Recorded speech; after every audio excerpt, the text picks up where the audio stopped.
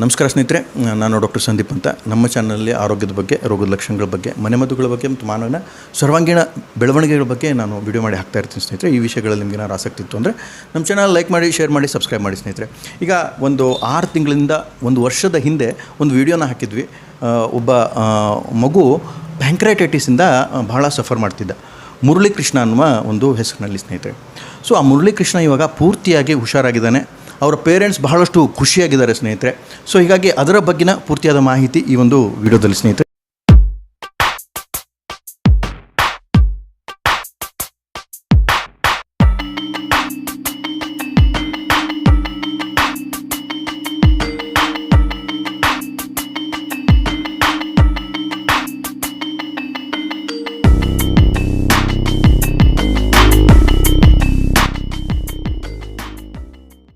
ಅವರ ತಾಯಿ ಮಮತಾ ಅಂತ ಅವರು ಮಾತಾಡಬೇಕು ಅಂತ ಹೇಳ್ತಿದ್ದಾರೆ. ಸೊ ಅವರು ಮಾತಾಡ್ತಾರೆ. ಅವರು ಏನೇನು ಸಫರಿಂಗ್ ಆಗಿತ್ತು, ಹೇಗೆ ಅವ್ರ ಹತ್ರ ಬಂದರು ಅನ್ನೋದ್ರ ಬಗ್ಗೆ ಪೂರ್ತಿಯಾಗಿ ಅವರಿಂದ ಕೇಳೋಣ ಸ್ನೇಹಿತರೆ. ನಮಸ್ತೆ, ನನ್ನ ಹೆಸರು ಮಮತಾ ಅಂತ, ಮುರಳೀಕೃಷ್ಣ ಅವ್ರ ತಾಯಿ ಮಾತಾಡ್ತೀನಿ. ಆ್ಯಕ್ಚುಲಿ ಇವನಿಗೆ ಹಾಸ್ಟೆಲ್ ಸೇರಿಸಿರೋದ್ರಿಂದ ಅಲ್ಲಿಂದ ವಾತಾವರಣ ಸೆಟ್ ಆಗದೆ ಪ್ಯಾಂಕ್ರಿಯಾಟೈಟಿಸ್ ಅಟ್ಯಾಕ್ಟ್ ಆಗಿತ್ತು. ಬಟ್ ತುಂಬಾ ಸಫರ್ ಮಾಡಿದ್ವಿ. ಅವ್ನು ಸಫರ್ ಮಾಡಿರೋದಕ್ಕಿಂತ ಜಾಸ್ತಿ ನಾವು ಪೇರೆಂಟ್ಸ್ ಆಗಿ ತುಂಬಾ ಸಫರ್ ಮಾಡಿದ್ವಿ ಅಂದರೆ ಹೇಳೋಕ್ಕಾಗದಿರೋಷ್ಟು ಪ್ರಾಬ್ಲಮ್ಮು. ಒಂದು ಸ್ವಲ್ಪ ನೀರು ಕೂಡ ಕುಡಿಯೋಕ್ಕಾಗ್ತಾಯಿರಲಿಲ್ಲ. ಒಂದು ಸ್ವಲ್ಪ ಊಟ ಕೂಡ ಅವನು ಸೇರ್ತಾ ಇರಲಿಲ್ಲ. ತುಂಬಾ ಒಂದು ಹನಿ ನೀರು ಕುಡಿದ್ರೂ ಸಹ ತುಂಬಾ ಹೊಟ್ಟೆ ನೋವು ಬರ್ತಾಯಿತ್ತು. ತುಂಬಾ ಸಫರ್ ಮಾಡ್ತಾಯಿದ್ದ. ಡೈಲಿ ಮಿಡ್ ನೈಟ್ ಆಗಲಿ ಯಾವಾಗೂ ಹೊಟ್ಟೆ ನೋವ್ತಾನೇ ಇತ್ತು ಅವನಿಗೆ. ನಾವು ಇಂಗ್ಲೀಷ್ ಮೆಡಿಸನ್ಗೆ ಹೋದ್ವಿ, ಅದರಿಂದ ಏನೂ ಪ್ರಯೋಜನ ಆಗಲಿಲ್ಲ. ಅವರೊಂದು ಯಾವುದೋ ಟ್ಯಾಬ್ಲೆಟ್ ಕೊಟ್ಟಿದ್ದರು, ಡೈಲಿ 1 ಡೋಸ್ ಅನ್ನೋ ಥರ. ಅದನ್ನು ತೊಗೊಂಡಾಗ ಅವನಿಗೆ ಆಗ 1 ಅವರ್ ಇಲ್ಲ ಹಾಫ್ ಆನ್ ಅವರ್ ಅಷ್ಟೇ ಕ್ಯೂರ್ ಆಗ್ತಾಯಿತ್ತು. ಮತ್ತು ಸೇಮ್ ಪ್ರಾಬ್ಲಮ್ಮು, ಏನಾದ್ರು ತಿಂದರೆ ಫುಲ್ ವಾಮಿಟ್ ಮಾಡಿಬಿಡ್ತಾಯಿದ್ದ. ತಡ್ಕೊಳಕ್ಕಾಗದೇ ಇರೋಷ್ಟು ಹೊಟ್ಟೆ ನೋವು ಬರ್ತಾಯಿತ್ತು. ಹೀಗಿರುವಾಗ ನಾವು ಏನಪ್ಪ ಮಾಡೋದು ಅಂತ ಸಫರ್ ಮಾಡ್ತಾಯಿದ್ವಿ. ಮತ್ತು ಸಡನ್ನಾಗಿ ಹಾಗೆ ನೋಡ್ತಾ ಯೂಟ್ಯೂಬಲ್ಲಿ ಈ ಒಂದು ಧನ್ವಂತರಿದು ಮೆಡಿಸನ್ ಅವರು ನಮಗೆ ಸಿಕ್ಕಿದ್ದು ಯೂಟ್ಯೂಬಲ್ಲಿ. ಹಾಗಾಗಿ ನಾವು ಇವ್ರ ಹತ್ರ ಬಂದು ಕನ್ಸಲ್ಟ್ ಮಾಡಿದಾಗ ತುಂಬಾ ಉಪಯೋಗ ಆಯಿತು. ಈಗ ನಮ್ಮ ಮಗ ತುಂಬಾ ಚೆನ್ನಾಗಿದ್ದಾನೆ. ಮೆಡಿಸಿನ್ಸ್ ಎಲ್ಲ ತೊಗೋತಾ ಇದ್ದ. ಫುಲ್ಲು ಕಂಟಿನ್ಯೂಸ್ ಆಗಿ ಎಷ್ಟು ಡೋಸ್ ಇತ್ತು ಅಷ್ಟು ಕ್ಲಿಯರ್ ಮಾಡಿದ್ದಾನೆ. ಈಗ ನಮ್ಮ ಮಗ ತುಂಬಾ ಚೆನ್ನಾಗಿದ್ದಾನೆ. ವೆಯ್ಟ್ ಕೂಡ ಪುಟಪ್ ಆಗಿದೆ. ಅವನು ಆರಾಮಾಗಿದ್ದಾನೆ, ಯಾವುದೇ ತೊಂದರೆ ಇಲ್ಲ. ಮುರಳೀಕೃಷ್ಣ ತನ್ನ ಒಂದು ಅನುಭವವನ್ನು ಹೇಳ್ತಾನೆ ಸ್ನೇಹಿತರೆ, ಅದನ್ನ ಸ್ವಲ್ಪ ಗಮನಿಸೋಣ. ಎಲ್ಲರಿಗೂ ನನ್ನ ಹೆಸರು ಮುರಳೀಕೃಷ್ಣ ಅಂತ. ನಾನೀಗ 8ನೇ ತರಗತಿಯಲ್ಲಿ ಓದ್ತಾ ಇದ್ದೀನಿ.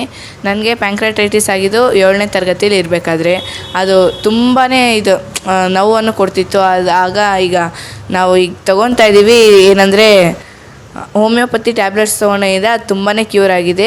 ಹಾಗೂ ಈಗ ನಾನು ತುಂಬಾ ಚೆನ್ನಾಗಿದ್ದೀನಿ, ಆರಾಮಾಗಿದ್ದೀನಿ. ಊಟ ಎಲ್ಲ ಚೆನ್ನಾಗಿ ಮಾಡ್ತಾಯಿದ್ದೀನಿ. ಬಟ್ ಮೊದಲೇನಿತ್ತಂದರೆ ನಾನು ಯಾವುದೇ ಥರ ಟ್ಯಾಬ್ಲೆಟ್ಸ್ ತೊಗೊಂತಿಲ್ದಿರಬೇಕಾದ್ರೆ ತುಂಬಾ ಬರ್ನಲ್ಲೆಲ್ಲ ಆಗ್ತಿತ್ತು, ತುಂಬಾ ಹೊಟ್ಟೆ ನೋವು ಆಗ್ತಿತ್ತು, ಉರಿ ಎಲ್ಲ ಆಗ್ತಿತ್ತು. ಮಿಡ್ ನೈಟಲ್ಲೆಲ್ಲ ನಾನು ಎದ್ದೇಳ್ತಿದ್ದೆ, ಜಾಸ್ತಿ ಪೇಯ್ನ್ ಆಗ್ತಿದೆ ಅಂತ. ಊಟ ಕೂಡ ಕ್ಲೀನಾಗಿ ಮಾಡ್ತಾಯಿರಲಿಲ್ಲ. ಸೊ ಈಗ ಮಾತ್ರೆ ತೊಗೊಂಡಾಗಿಂದ ನಾನು ಎಲ್ಲ ತುಂಬಾ ಕ್ಯೂರ್ ಆಗಿದೆ. ಎಲ್ಲ ನೀಟಾಗಿ ಊಟನೂ ಕೂಡ ಮಾಡ್ತೀನಿ. ಹಾಗೂ ಇದು ಮಾತ್ರೆ ತುಂಬಾ ವರ್ಕೌಟ್ ಮಾಡಿದೆ. ಇಷ್ಟು ನಾನು ಹೇಳ್ತೀನಿ. ಈಗ ಮುರಳೀಕೃಷ್ಣ ಅವರ ತಂದೆ ಆದಂಥ ಶಂಕರ್ ಯಲ್ಲಪ್ಪ ಅವರು ತಮ್ಮ ಅನುಭವಗಳನ್ನ ಹಂಚ್ಕೊಳ್ತಾರೆ ಸ್ನೇಹಿತರೆ. ನಮಸ್ತೆ, ನನ್ನ ಯೂಟ್ಯೂಬ್ನ ಎಲ್ಲ ಸ್ನೇಹಿತರಿಗೂ ಧನ್ಯವಾದಗಳು. ಈಗ ಮಾತಾಡೋದೇನೆಂದರೆ, ನನ್ನ ಮಗನಿಗೆ ಮುರಳೀಕೃಷ್ಣ ಅಂತ ನನ್ನ ಮಗನ ಹೆಸರು. ಹಾಸ್ಟೆಲಲ್ಲಿ ಓದ್ತಾ ಇರಬೇಕಾದ್ರೆ ಅವನಿಗೆ ಪ್ಯಾಂಕ್ರಿಯಾಟೈಟಿಸ್ ಆಗಿದ್ದು. ಅಲ್ಲಿಂದ ಇಂಗ್ಲೀಷ್ ಮೆಡಿಷನಲ್ಲಿ ಯಾವುದೇ ರೀತಿ ಇರಲಿಲ್ಲ. ಅದನ್ನು ಹಿಂದೆ ವಿಡಿಯೋದಲ್ಲಿ ಹೇಳಿದ್ದೀವಿ. ಹಿಂದೆ ವಿಡಿಯೋ ಮೊದಲನೇ ಭಾಗ ನೋಡಿದಾಗ ಅದ್ರ ಬಗ್ಗೆ ಗೊತ್ತಾಗುತ್ತೆ. ಅವ್ರು ಏನು ಹೇಳ್ತಾರೆ ಅಂದರೆ, ಡಾಕ್ಟ್ರಿಗೆ ಗಾಬರಿ ಆಗಿಬಿಡುತ್ತೆ. ಪ್ಯಾಂಕ್ರಿಯಾಟೈಟಿಸ್ ಆಗಿದೆ ಅಂದ್ಬಿಟ್ರೆ ಅವರೇ ಗಾಬರಿ ಆಗಿಬಿಡುತ್ತೆ. ಹೌದಾ, ಹಿಂಗಾಗ್ಬಿಟ್ಟಿದೆಯಾ, ಇದು ಅಲ್ಲೋಗ್ಬೇಕು, ಒಳಗಡೆ ಸ್ಟೆಂಟ್ ಹಾಕಬೇಕು, ಮತ್ತು ಆಪ್ರೇಷನ್ ಮಾಡಬೇಕು, ಏನೇನೋ ಒಂದು ಎಷ್ಟು ಹೇಳ್ತಾರೆ ಅಂದರೆ ಅವರು ಇನ್ನೇನು ಅದು ಪ್ರಯೋಜನವೇ ಇಲ್ಲ ಅನ್ನೋ ಥರ ಮಾತಾಡ್ಬಿಡ್ತಾರೆ. MRI ಮಾಡಬೇಕು, ಗಾಬರಿ ಆಗಿಬಿಡುತ್ತೆ. ಅಂದರೆ ತಂದೆಗೆ ಅವನು ಸುಸ್ತಾಗಿ ಅಲ್ಲೇ ಬಿದ್ದೋಗ್ಬಿಡ್ಬೇಕು, ಆ ಥರ ಮಾತಾಡ್ತಾರೆ. ಬಟ್ ಇಲ್ಲಿ ಧನ್ವಂತರಿ ಹೋಮಿಯೋಪತಿಗೆ ಬಂದಾಗ ನಮಗೆ ನಮ್ಮ ಅನುಭವ ಸತ್ಯವಾಗಿ ಹೇಳ್ತೀವಿ. 6ರಿಂದ 8 ತಿಂಗಳು ಮೆಡಿಷನ್ ತೊಗೊಂಡಿದ್ದೀವಿ. ಕಡಿಮೆ ರೇಟೇ, ಏನು ಅವ್ರು ಹೇಳಿದ ರೇಟ್ಗೆ 1.5 ಲಕ್ಷಕ್ಕೆ ಲೆಕ್ಕ ಹಾಕ್ಕೊಂಡ್ರೆ ಇಲ್ಲೇನೂ ಅಲ್ಲ. ಸತ್ಯ ಹೇಳ್ಬೇಕಂದ್ರೆ ನಾನು ಇದನ್ನು ಯಾಕೆ ಹೇಳ್ತಾಯಿದ್ದೀನಿ ನಿಮಗೆ ಅಂದರೆ, ಯಾರಿಗಾರು ಸಫರ್ ಪಡ್ತಾಯಿದ್ರೆ, ಇದನ್ನು ನೋಡಿ ತುಂಬ ನೋವು ಪಡ್ತಾಯಿದ್ರೆ ದಯವಿಟ್ಟು ಬನ್ನಿ. 2 ಕ್ಲಿನಿಕ್ ಇದೆ ಇವರಲ್ಲಿ. ಒಂದು ಜಯನಗರ 4 ಬ್ಲಾಕಲ್ಲಿದೆ, ಒಂದು ನಂದಿನಿ ಲೇಔಟಲ್ಲಿದೆ. ತುಂಬ ಚೆನ್ನಾಗಿದೆ. ಸುಮ್ಮನೆ ಇಲ್ಲಿ ಮಾತೇಳಿ ಒಪ್ಪಿಸಬೇಕು ಅಂತ ಯಾರಿಗೂ ಹೇಳ್ತಾ ಇಲ್ಲ. ನಿಮ್ಮಲ್ಲಿರೋ ನೋವನ್ನ ಬಂದು ಇಲ್ಲಿ ಹೇಳ್ಕೊಂಡ್ರೆ, ಆ ಪ್ಯಾಂಕ್ರಿಯಾಟೈಟಿಸ್ ಬಗ್ಗೆ ಹೇಳ್ಕೊಂಡ್ರೆ ಪೂರ್ತಿಯಾಗಿ ಅವರು ಮೆಡಿಷನ್ ಕೊಡ್ತಾರೆ. ಒಂದು ಕೋರ್ಸ್ ಇರ್ತದೆ, ಖಂಡಿತ ಹುಷಾರಾಗಿ. ತುಂಬ ಒಳ್ಳೆ ಮೆಡಿಷನ್ನು, ಜರ್ಮನಿ ಮೆಡಿಷನ್ನು. ಈ ಥರ ಮೆಡಿಷನ್ನು ನಮ್ಮ ಬೆಂಗಳೂರಲ್ಲಿ ಎಲ್ಲೂ ಇಲ್ಲ. ನಾನು ತುಂಬ ಕಡೆ ಅಬ್ಸರ್ವ್ ಮಾಡಿದ್ದೀನಿ. ನಾನು ಸುಮ್ಮನೆ ನಿಮ್ಗೆ ಹೇಳ್ತಾ ಇಲ್ಲ, ಸತ್ಯವಾಗ್ಲೂ ಮಾತಾಡ್ತಾ ಇದ್ದೀನಿ. ಇವಾಗ ಗುಣ ಆಗಿದ್ದಾನೆ, ತುಂಬ ಚೆನ್ನಾಗಿದ್ದಾನೆ. 7th ಸ್ಟ್ಯಾಂಡರ್ಡಲ್ಲಿ ಬಂದಿದ್ದವನಿಗೆ ಈಗ 8th ಸ್ಟ್ಯಾಂಡರ್ಡು ಇಲ್ಲೇ ಓದ್ತಾ ಇದ್ದಾನೆ. ಈಗ ತುಂಬ ಆರೋಗ್ಯವಾಗಿದ್ದಾನೆ, ನಗ್ನಗ್ತಾ ಇದ್ದಾನೆ. ಅವನ ಸಂತೋಷಕ್ಕೋಸ್ಕರ ನಾವು ಜನಗಳಿಗೆ ಒಳ್ಳೆಯದಾಗಲಿ ಅಂತ ನಾನು ಈ ವಿಡಿಯೋ ಮಾಡೋಕ್ಕೆ ನಾನೇ ಸ್ವಂತ ಒಪ್ಪಿ ಡಾಕ್ಟ್ರಿಗೆ ಹೇಳಿ ಮಾಡಿಸ್ತಾ ಇದ್ದೀನಿ. ಖಂಡಿತ ನಿಮ್ಮಂಥವ್ರಿಗೆ ಎಲ್ಲರಿಗೂ ಒಳ್ಳೆಯದಾಗಲಿ ಅನ್ನೋದೇ ನನ್ನ ಉದ್ದೇಶ. ಅಷ್ಟೇ ನನ್ನ ಗುಣ. ಡಾಕ್ಟ್ರಿಗೆ ತುಂಬ ಧನ್ಯವಾದಗಳು. ಅವರು ಒಳ್ಳೆ ಮೆಡಿಷನ್ನು ಕೊಡ್ತಾರೆ. ಅದ್ರ ಜೊತೆಗೆ ಇನ್ನೂ ತುಂಬ ಕಾಯಿಲೆಗಳ ಬಗ್ಗೆನೂ ಮೆಡಿಷನ್ ಕೊಡ್ತಾರೆ. ಯಾರಿಗಾದ್ರೂ ತೊಂದರೆ ಇದ್ದರೆ ಬಂದು ತೊಗೊಳ್ಳಿ. ದಯವಿಟ್ಟು ಇಂಗ್ಲೀಷ್ ಮೆಡಿಷನ್ಗೆ ಹೋಗಿ ಅವ್ರು ಹೇಳ್ದಂಗೆ ಕೇಳಿಕೊಂಡು ಅನ್ಯಾಯವಾಗಿ ಕುಯ್ಕೊಂಡು ಕಟ್ ಮಾಡಿಸ್ಕೊಂಡು ಆಮೇಲೆ ಬಂದು ಸಫರ್ ಪಟ್ಕೊಂಡು ಇದು ಮಾತ್ರ ಮಾಡ್ಕೊಳಕ್ಕೆ ಹೋಗ್ಬೇಡಿ. ದಯವಿಟ್ಟು ಬನ್ನಿ ಡೈರೆಕ್ಟಾಗಿ ಹೋಮಿಯೋಪತಿಲಿ 1 ತಿಂಗಳು ಮೆಡಿಷನ್ ತೊಗೊಂಡು ನೋಡಿ, ನಿಮಗೆ ನಿಮ್ಮ ಅನುಭವ ಗೊತ್ತಾಗುತ್ತೆ. 2 ದಿನಕ್ಕೆ ಇದು ಬೆಟರ್ ಆಗುತ್ತೆ. ಇದು ಆಮೇಲೆ ಕೋರ್ಸ್ ಮಾಡ್ತಾ ಕ್ಲಿಯರಾಗಿ ಗುಣ ಆಗುತ್ತೆ. ಇದನ್ನು ಹೇಳ್ತೀನಿ ನಾನು. ಈಗ ಮುರಳೀಕೃಷ್ಣ ತನ್ನ ಒಂದು ಓದಿನಲ್ಲಿ ಹೇಗಿದ್ದಾನೆ, ಈಗ ಓದಿನಲ್ಲಿ ಪ್ರೋಗ್ರೆಸ್ ಹೇಗಾಗ್ತಾ ಇದೆ, ಅವನ ನೆನಪಿನ ಶಕ್ತಿ, ಅವನ ಆರೋಗ್ಯ, ಅವನ ಒಂದು ದಿನಚರಿ ಹೇಗಾಗಿದೆ ಅನ್ನೋದನ್ನು ಮುರಳೀಕೃಷ್ಣ ಹೇಳ್ತಾನೆ ಸ್ನೇಹಿತರೆ.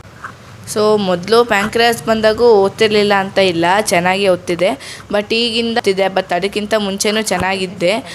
ಕಾನ್ಸಂಟ್ರೇಷನ್ ಸ್ವಲ್ಪ ಕಡಿಮೆ ಇದೆ, ಆದ್ರೂ ಓದೋದ್ರೆಲ್ಲ ಸರಿಯಾಗಿದ್ದೀನಿ. ಬಟ್ ಪರ್ಸೆಂಟೇಜಸ್ ಎಲ್ಲ ಜಾಸ್ತಿ ಬರುತ್ತೆ, ಓದೋದ್ರಲ್ಲೇನೂ ಇಲ್ಲ. ಅದೆಲ್ಲ ಇರುತ್ತೆ, ಓದೋರೆಲ್ಲ ಅಂದ್ರೂ ಓದ್ತಾರೆ. ಬಟ್ ನಾವು ಓದೋದ್ರಲ್ಲಿ ಓದೋದಿರಲೇಬೇಕು. ಓದೋದ್ರೆಲ್ಲ ಕಾನ್ಸಂಟ್ರೇಷನ್ ಚೆನ್ನಾಗಿದೆ, ಇಷ್ಟೇ. ಸೊ ಮೊದಲು ಪ್ಯಾಂಕ್ರಿಯಾಟೈಟಿಸ್ ಆದಾಗ ನನಗೆ ಓದೋದ್ರ ಮೇಲೆ ಏನೋ ಕಾನ್ಸಂಟ್ರೇಷನ್ ಹೋಗ್ತಾ ಇದ್ದಿಲ್ಲ. ತುಂಬಾ ಪೇಯ್ನ್ ಇರ್ತಿತ್ತು. ನಾನು ಓದೋಕ್ಕಂತ ಕೂತ್ಕೊಂಡ್ರೂ ಜಾಸ್ತಿನೇ ನೋವು ಕೊಡ್ತಿದ್ರಿಂದ ನಾನು ಓದೋಕ್ಕಾಗ್ತಾ ಇರಲಿಲ್ಲ. ಆದರೆ ಮಾತ್ರೆ ತೊಗೊಂಡಾಗಿಂದ ನಾನು ಯಾವುದೇ ಥರ ನೋವಿಲ್ಲ, ಆರಾಮಾಗಿ ಕಾನ್ಸಂಟ್ರೇಷನ್ ಎಲ್ಲ ಮಾಡ್ಬೋದು ಸ್ಟಡಿ ಮೇಲೆ. ಮತ್ತು ಯಾವುದೇ ಥರ ಇದು ನನಗೆ ಸ್ಟಡಿ ಬೇಡ ಅಂತೇನೋ ಅನಿಸಲ್ಲ. ಅದು ಮೊದಲು ಪೇಯ್ನ್ ಇರಬೇಕಾದ್ರೆ ನನಗೇನೋ ಬೇಡ ಅನ್ನಿಸ್ತಿತ್ತು, ಓದೋಕ್ಕೂ ಆಗ್ತಾ ಇರಲಿಲ್ಲ. ಜಸ್ಟ್ ಈಗನೇ ನಾನು ಚೆನ್ನಾಗಿ ಓದೋದು ಕಾನ್ಸಂಟ್ರೇಷನ್ ಎಲ್ಲ ಮಾಡ್ತಾಯಿದ್ದೀನಿ ಮಾತ್ರೆ ತೊಗೊಂಡಾಗಿಂದ. ಒಳ್ಳೆ ಪರ್ಫಾರ್ಮೆನ್ಸ್ ಎಲ್ಲ ಬಂದಿದೆ ಸ್ಕೂಲಲ್ಲಿ, ಇಷ್ಟೇ. ಸೊ ಇದಿಷ್ಟು ಮಾಹಿತಿ ಮುರಳೀಕೃಷ್ಣನ ಪ್ಯಾಂಕ್ರಿಯಾಟೈಟಿಸ್ ಬಗ್ಗೆ ಸ್ನೇಹಿತರೆ, ನಾನು ಹೇಳ್ಕೊಳ್ಳೋದು ಇಷ್ಟೇ. ಚೆನ್ನಾಗಿದೆ ಮೆಡಿಸನ್ನು. ಹೋಮಿಯೋಪತಿಗೆ ಬನ್ನಿ, ಎಲ್ಲರೂ ತುಂಬ ಚೆನ್ನಾಗಿ ಮೆಡಿಸಿನ್ಸ್ ಕೊಡ್ತಾರೆ. ನಿಮ್ಮ ಕಷ್ಟಗಳನ್ನ ಹೇಳ್ಕೊಳ್ಳಿ, ನಿಮ್ದು ಏನು ಪ್ರಾಬ್ಲಮ್ಸ್ ಇದೆ ಅದನ್ನ ಕರೆಕ್ಟಾಗಿ ಡಾಕ್ಟರ್ ಹತ್ರ ಹೇಳಿ. ಅವರು ಫುಲ್ ಡೀಟೇಲಾಗಿ ನಿಮ್ಮನ್ನ ತರೋವಾಗಿ ಚೆಕ್ ಮಾಡಿ ಮೆಡಿಸಿನ್ಸ್ ಕೊಡ್ತಾರೆ.